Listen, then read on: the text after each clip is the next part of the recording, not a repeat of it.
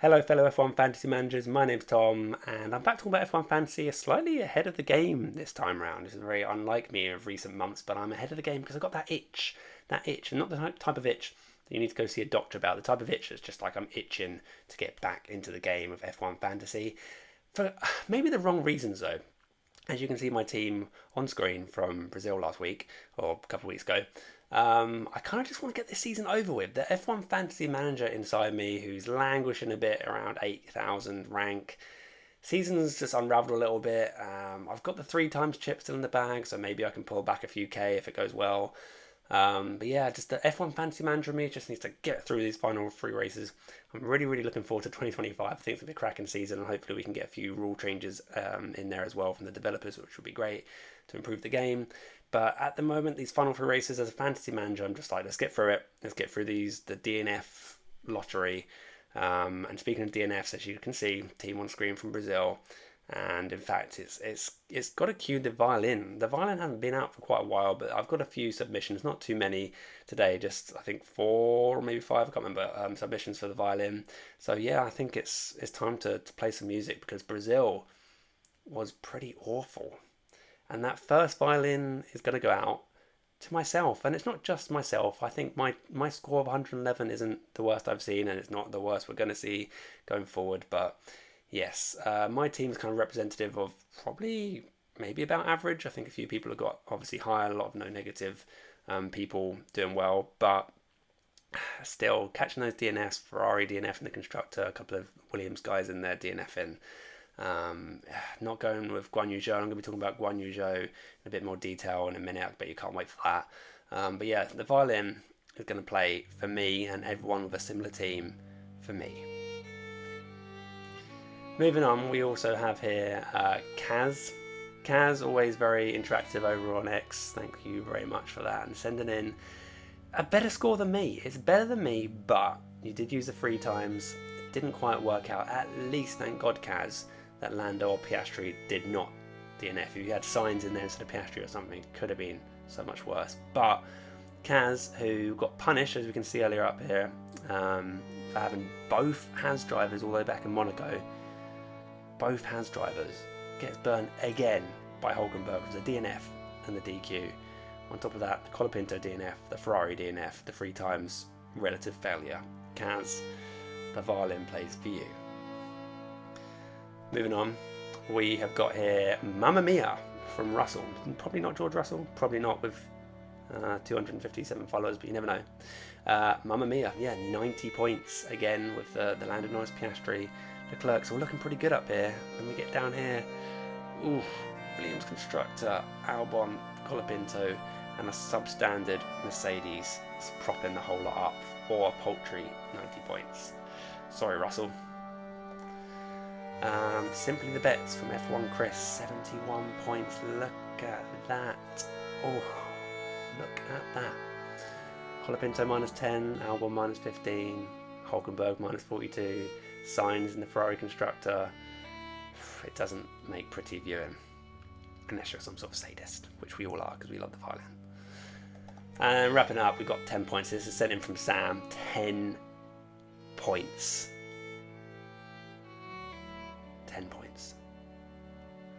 So, with the Violin out of the way, we're going to have a quick look at Guan Yu Zhou and Albon. I picked these 2 drivers just want to have a little bit more of a look at because going into Brazil, I was thinking, this is actually kind of highlighting where I think I've gone wrong this season. Like I said at the beginning of the video, I'm languishing, or in my opinion is languishing around 8,000 rank, 9,000 rank. It's not great. Compared to seasons gone by, it's not good, and I don't want to be there. I'm hoping the 3 times can claw me out of it, but who knows. But yeah, this season's I've definitely made some poor decisions, worse decisions than I've made in the past. I'm thinking back to Kota, where I took that stupid punt on Mercedes and it backfired. All the way back to the beginning of the season and general strategy, going with Verstappen, Red Bull, and a smaller constructor. That just didn't work for the first 2 races. Luckily, I jumped off it for the 3rd race and it kind of balanced out a little bit then, but I was already behind the game back then. I've definitely made some not great decisions with hindsight, and even not with hindsight. And that's why I brought up Guan Yu Zhou and Alex Albon, because this was another decision that I've had on my hands, and I was going into Brazil and I was very much weighing up Albon versus Guan Yu Zhou. And this is not results-oriented thinking necessarily, although of course we're looking at the results across the season, so it is to some extent results-oriented. But going into the deadline, I think deep down, or not even that deep down, I think I just kind of knew that Guan Yu Zhou was the better pick. And I think these statistics show it. I went with Albon mainly because I pay a lot of attention to driver interviews. And on the Friday after sprint quali or whatever, I don't know exactly when it was, but I think it was on the Friday, Albon came out of an interview and he was saying he's pretty happy with the car. He feels good and he thinks the race pace is good. He thinks they should be fairly competitive here, relatively speaking, for the Williams. And that just filled me with this, like, oh my God, Albon's speaking like positively about the car. He thinks he's looking good. Why wouldn't I have him in my team? He's already in my team. Why would I boot him out?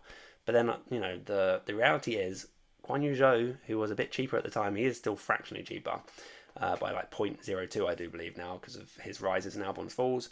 But just look at the stats, and we look at the most important thing here, and it's been staring at us in the face for many races now, as Guan Yu Zhou clearly is terrible at qualifying and not very good at F1 racing in general. I'm sorry, Zhou, if you happen to be watching this. I'm terribly sorry. I feel bad now. I can't imagine he's ever going to watch this video, but there we go.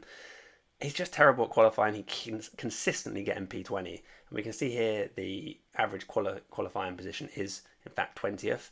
That's gold dust for the current scoring system in F1 Fantasy. He just sits there, out of trouble. He's got no cars behind him at the beginning of the race, whereas Alex Albon starting in that P10, P15 sort of region, sometimes further back. But regardless, Albon's always in that meat grinder because he's got cars right in front of him, cars behind him, and he somehow finds a way to get sandwiched. I don't know if he's just genuinely unlucky or if it's something about his actual race starts that just find him in trouble a lot of the time.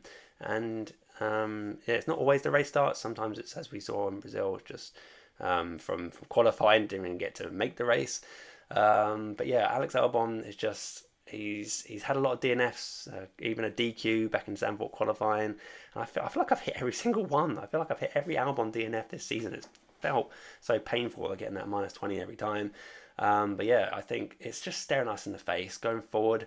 If you've got a transfer to kind of use up sitting around, you don't want to make too many other changes to your team, I think an easy transfer this week is just Albon to Guan Yu Zhou. Look at the positions gained from P20. He's first on the grid. Guan Yu Zhou is the best on the grid this season for positions gained. Yes, on the face of it, he's not doing well, but we know as fantasy managers, engaged fantasy managers, we know that drivers that start right at the back are just good for F1 Fantasy. So why has he not been in my team for the last few weeks? That's just another one of these things which is bugging me and has affected my rank this season. And all I can do is try and learn from it. And what I'm going to hopefully do going forward, providing I've got 3 transfers going to Las Vegas, so I'm hoping that it'll open things up for me, enable me to get out of Albon range, so he can't DNF me anymore. But yeah, I'm definitely looking to go from Albon to Guan Yu Zhou. And we also look at the ownership, 16%. It's really low from Guan Yu Zhou. I guess that's like the masses, the non-engaged managers looking at Guan Yu Zhou thinking, oh, he's a bit rubbish, so I'm not going to put him in my team. But the reality is, engaged managers, myself included, should have him in the team. He should be in the team, and that's not to say he can't DNF as well. He's had a couple of DNFs this season, but just look at the numbers. He's starting at P20. All he has to do is make up like a position or two, and he's going to get like 2 points, and that's all you care about. Particularly at this stage of the season, we don't really care about the budget gains. There's only 3 races left. We don't care. All we need is a point or two and to not DNF. Alex Albon is too much of a DNF risk. We keep him in there because the Williams are looking more competitive. He's okay for overtakes. He might finish in the points. He might pick up a couple of points. Those are kind of the reasons why we're picking Albon. But we need to stop banging our head against this Williams wall and just get Guan Yu Zhou in there, in my opinion. It's just it's pretty obvious. It's pretty obvious Guan Yu Zhou needs to go in. Right. Let's get rid of that and bring up my actual team selection going into Las Vegas Grand Prix. There is some news that, I know it's still kind of early as of the time of recording, but there is some news indicating that Williams may only be able to put 1 driver on the grid for the Las Vegas Grand Prix. Now, I'm almost guaranteed to know that before the deadline, so that's great for us in terms of planning our transfers. But yeah, the likelihood is, or not likelihood necessarily, it's just kind of a few rumours going around online at the moment. But I wouldn't be surprised if it's true, because basically because of the cost cap limitations, the Williams team may only be able to put out one driver. I'd imagine it'd be Albon over Colapinto if that was going to be the case. But yeah, we might only see one Williams driver. And a lot of us have, as we can see, double Williams. We even saw from the Violin section, some people were running the Williams constructor. Get off them quickly. Obviously the concern is that if, for example, Colapinto does bite the bullet and he doesn't race in Las Vegas, then he's going to be getting those negative points. I'm pretty sure if we have a quick look at the rules under here, somewhere here, that's a sprint. I guess it's the same thing for that. Yeah, here we go. So DNF not classified penalties apply to all drivers, including those classed as inactive or otherwise not included in the final starting grid list for the race. So I presume that means that if, for example, Colapinto or Albon become inactive because they're not racing this weekend, they're gonna get these big negative points. That's the way I read that. Correct me if I'm wrong. But so yeah, that's something to really be aware of straight off the get-go when we're looking at our team selection. If you're like me, sat with double Williams or even just one Williams driver, just be very wary that Williams might only have one driver going into the weekend. Until we hear confirmation, just keep it on the radar. So that does impact me, because obviously I've just been talking about Guan Yu Zhou like straight in.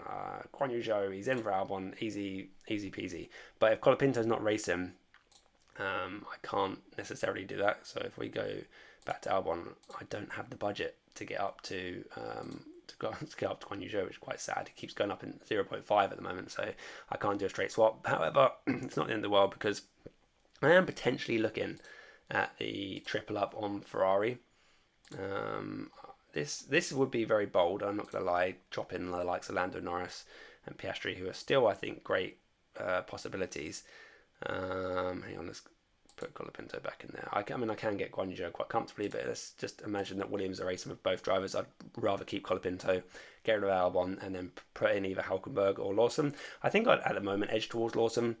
But obviously we can see what happens in the practice sessions before making that decision. But yeah, I do think that Lawson maybe edges it a bit, because he's likely to start a bit further back and then move forward, whereas Hülkenberg generally starts a bit further forward and might not necessarily hold that position, although the has been upgraded. The has been upgraded recently around Kota, wasn't it, that they got their upgrades, and they have been pretty competitive since then.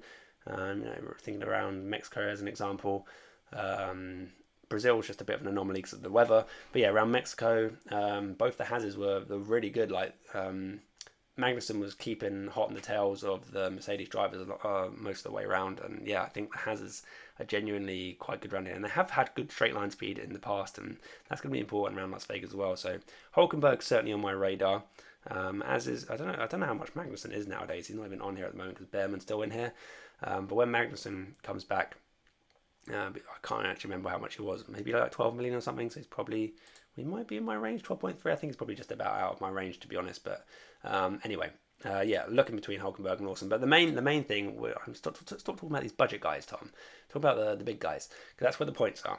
Yeah, I am thinking about triple Ferrari. Now, this happened last year. Ferrari, we kind of anticipated Ferrari were going to look good. They had good straight line speed, and that's, like I said, important around here. Good in the slow speed corners as well, which is also kind of important around here. And yeah, I just think that I'm pretty confident with Ferrari. Whether I'm confident to go triple, I may well do. If they look good, if they look competitive, like, pretty much on par over the McLarens, I might just go for it, because it's a bit of a differential. I think a lot of teams will still have Lando Norris. I think most top teams will have Lando Norris as the 2 times. He's kind of more or less out of the World Championship running now. So Piastri is kind of going up whilst Norris come down, because Piastri's not just going to step aside necessarily from Norris anymore, with Norris not really in the running for the championship unless something really crazy happens in the last 3 races. So yeah, I'm very much looking at Leclerc and Sainz going for this race, and I kind of wish I'd left my autopilot. I'd put my autopilot on in Brazil and regret it because it didn't do anything. It would be quite nice to put an autopilot on here, but just not going to get an opportunity now. But if you've got autopilot, this could be a great opportunity to use it before the end of the season. You may well be saving it for Qatar, but yeah, I was thinking before Brazil, I would quite like to use it this week if I was going to go like this, or I could, if I keep one of the cheaper drivers, I could just get like Norris and Leclerc and simplify things a little bit and squeeze in Guan Yu Zhou here, so I can just about scrape this in by 0.1. This is certainly appealing as well. I'm going to wait obviously for the practice sessions to decide between the two, but I do think the Ferraris will look good round, will be good round here. They were good round here last season. Look, I watched a random video of Leclerc and Sainz being interviewed at the premiere thing for the new Gladiator movie. They were being interviewed, and the interviewer was like randomly asking them about their chance around Las Vegas, and Leclerc was answering pretty positively, saying on paper it's a track that suits them, they should do well, and that he's going to be trying to win the race. Like, he wasn't like super like, oh, we're going to win, we're so good, whatever. But if you see the interview, or even if you've not, you get that kind of vibe that Leclerc's quietly confident, I would say, going into this race, which is quite nice when you're trying to look to back the Ferraris. So for me personally, this is kind of where I'm going with my budget. Verstappen, he's so expensive. He's like 5 million more than everyone else. I just can't get anywhere near him. I don't even know if I can get to him with Russell. No, I'm like a million or so short. I'm sure there's plenty of people out there that could do something like that, which is a perfectly viable option, I would say. Particularly going into Qatar, it'd be quite nice to have potential for Verstappen as the free times. I think the Red Bull should be quite strong around Qatar, so you could go like Verstappen, Norris or something if you've got the budget, but that's kind of insane. I can't get anywhere near that. So for me, I'm going kind of looking towards the McLarens and Ferraris, edging towards Ferraris at the moment. I'm just wondering, I'm just looking ahead a bit. How far away am I from? So I'm about a million point four. I'm just thinking ahead for Qatar for my free times option. I do think that someone like Verstappen, Russell could actually be a viable thing, but I need to find 1.4 million from somewhere, and I just don't see how I'm going to get it unless, well, I'd have to go Carlos Sainz and hope he goes up like a million, and then I don't know, hope for like a DNF from Russell or something in Las Vegas, and hope Leclerc goes up another 0.2 or something like that. A lot of things need to happen for me to set up for a Verstappen, Russell in Qatar, but it's certainly an option. I do think George Russell will be pretty decent around Qatar, and I know I'm getting ahead of myself, and this is Las Vegas right now, but I am trying to plan ahead because I think Russell could very well be good round Qatar. Again, I might be playing too much into it, put too much weight into these interviews and stuff, but in the latest F1 video that they put out, they're asking the drivers what's your favourite track, or your top 3 tracks, and George Russell was in that video if you've seen it, and one of George Russell's favourite tracks, he said in this video, was Qatar. And I do remember him doing really well last season. I can't actually remember where he finished last season off the top of my head. I'm sorry I haven't looked it up before the video started. Should have done. But I do remember him making lots of nice overtakes. I can't remember what turn it was. Was it turn 6 or something like that? I can't remember. But George Russell was making overtakes on Qatar, which isn't the easiest thing to do. But he was making some cheeky overtakes. And he looks confident around that track. So yeah, looking ahead, if I want to try and build budget, maybe this is another way to potentially get for my budgets to the Verstappen, George Russell dream. But I'm 1.4 short. So I'm going to rely heavily on the likes of like Leclerc and Sainz. I think if I want to get the Russell Verstappen set up for Qatar, then I'm going to have to look to Carlos Sainz to hopefully smash it out the park with a million rise in Las Vegas. And like I say, hope Verstappen or Russell get like a DNF, which will drop them heavily down in price, and then I can climb onto them for Qatar. So that's certainly an option, but I think I have to. The only way I'm going to get anywhere near it is going for Carlos Sainz. So that's why another reason why I'm kind of potentially leaning towards this Ferrari build. So obviously it's very much budget dependent. And past that, yeah, because these are literally the free cheapest budget drivers here. The only other option I'd have would be potentially dropping down Constructor, but even Mercedes are right hot on the tail of the value of Ferrari, so it's not really going to gain me that much. So yeah, I think thinking ahead, if the Ferraris look really strong, then I think, I've got nothing to lose. I'm sat around, like I said, 9k, whatever it is. What am I? I haven't got it on screen at the moment. I think I'm like 8,800 or something like that. What have I got to lose? I think if Ferraris look good, let's just go in with them. Try and get ahead of the people that are still 2 times in Norris. Norris DNF'd here last season. Not to say it's just going to happen again, but he doesn't have as much experience, obviously, racing around this track as other people because he didn't race. I think he raced like a lap or 2 or something before he crashed out. I can't remember. Around Las Vegas last year. But yeah, that's kind of where I'm thinking. I'm thinking Ferrari will be decent. And if they do look good, like they have done recently, then I'm going to go with them because they've also been really good for strategy, like across the season pretty much. I can't think of too many instances where Ferrari have like messed up the strategy, and that's saying a lot because last year and the year before that, and historically we've kind of laughed at Ferrari's strategy, and they've been the clowns of the paddock sort of thing, messing it up for their drivers. But they've been really solid, I would say, this year. And the actual, if anyone's clowning around, it's been the McLarens. So, kind of getting off the McLarens at this point might be a sensible thing. That said, the McLarens may also be quite strong going around Qatar. So, I don't know. It's all this is why it's really interesting at the moment, because it's so tight, fine margins. But this is kind of where I'm at the moment. We're still a good week or more away from the actual weekend, so still lots of news to come out and developments to happen, and then the practice sessions. But where my head is right now is Ferrari, McLaren kind of weighing up. I want to go with Ferrari. I want to be a little bit different.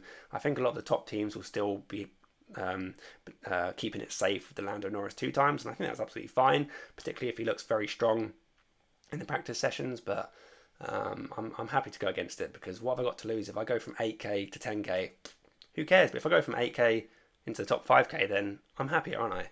So yeah, let's try and spice it up these last 3 races. Yeah, that's kind of where I'm at. If I was going to predict a podium for Las Vegas, I would say, I mean, I've got about the Ferrari boys, haven't I? I'm going to go with Sainz, actually. I feel quite confident about Sainz. He just seems like in a good place at the moment. I think Sainz might get the win. I don't know if I'm just like channeling positive energy. I want that million rise. Get Sainz in the team, get the win, get the million rise, set up for the 3 times. Everything will be perfect, and I'll be back into the top 1,000. Whoa! And I think if I predict a podium, I say Sainz. This is a bit optimistic. Sainz. Yeah, screw it. Let's do Sainz Leclerc. Ferrari have been 1-2 in races recently. Let's do another one. Sainz, then Leclerc, and Verstappen P3. That's what I predict. What do you predict? Tell me in the comments. See who's right. If any of you get it right, I'll call you out in the next video if you care about that. So yeah, thanks very much for listening, and I'll catch you soon for some more F1 fantasy content. I hope you've enjoyed. Yeah, catch you soon. Bye.